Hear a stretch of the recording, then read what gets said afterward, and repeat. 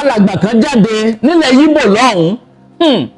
ó ní pé Nnamdi Kanu ń bẹ lọ́gbà ẹ̀wọ̀n ní Sokoto bẹ́ẹ̀ ni Sunday Igboho owó baba dami Nyan Fanda Fanda Fanda káàkiri ó ní ẹ máa wò ó pé níbi tó ń lọ ó ní Nnamdi Kanu ó dá ẹgbẹ́ security kan sílẹ̀ ESM ló pé Eastern Security Network ó ní àmọ́ pọ́gbà ẹ̀wọ̀n ni wọ́n padà ju Nnamdi Kanu sí Sunday Igboho ńkọ́ wọ́n ní Sunday Igboho náà dá security network kan kalẹ̀ Ìrù Ẹkùn Security Network ní ti Sunday Igboho wọ́n ní gbogbo àwọn ọba àwọn ládéládé àwọn kábíyèsí tí ń bẹ ńlẹ̀ Yorùbá pátápátá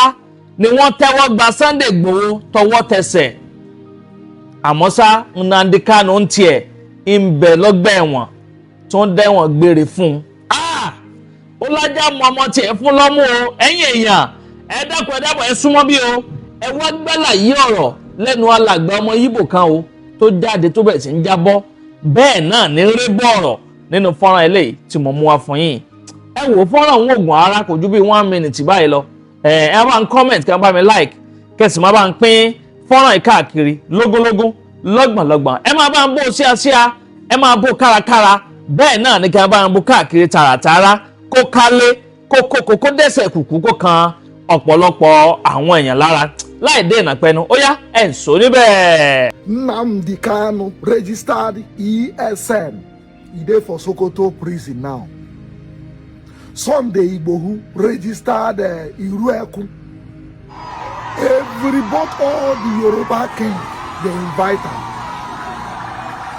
Everywhere then they catch all these Fulani people inside forest. Tinubu help am sign am, approve am. He talk say he wan use it to protect the Yoruba land.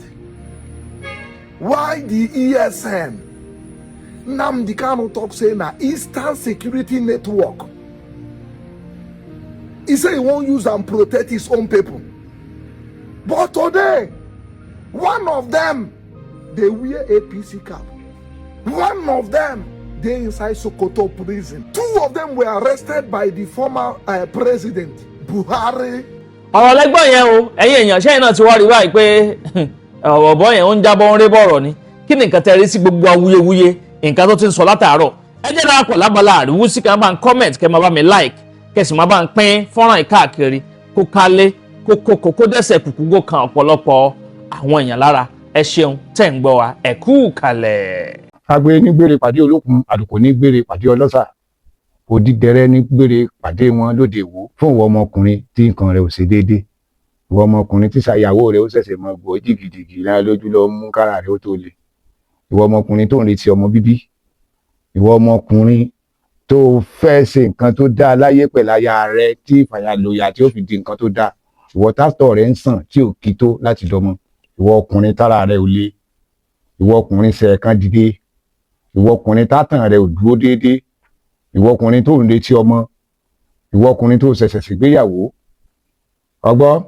capable herbal energy capsule ló nílò fún gbogbo àìṣedéédé ara rẹ kó o lè jẹ́rìí sọmọ bíbí àti nǹkan tó dáa láti ṣe.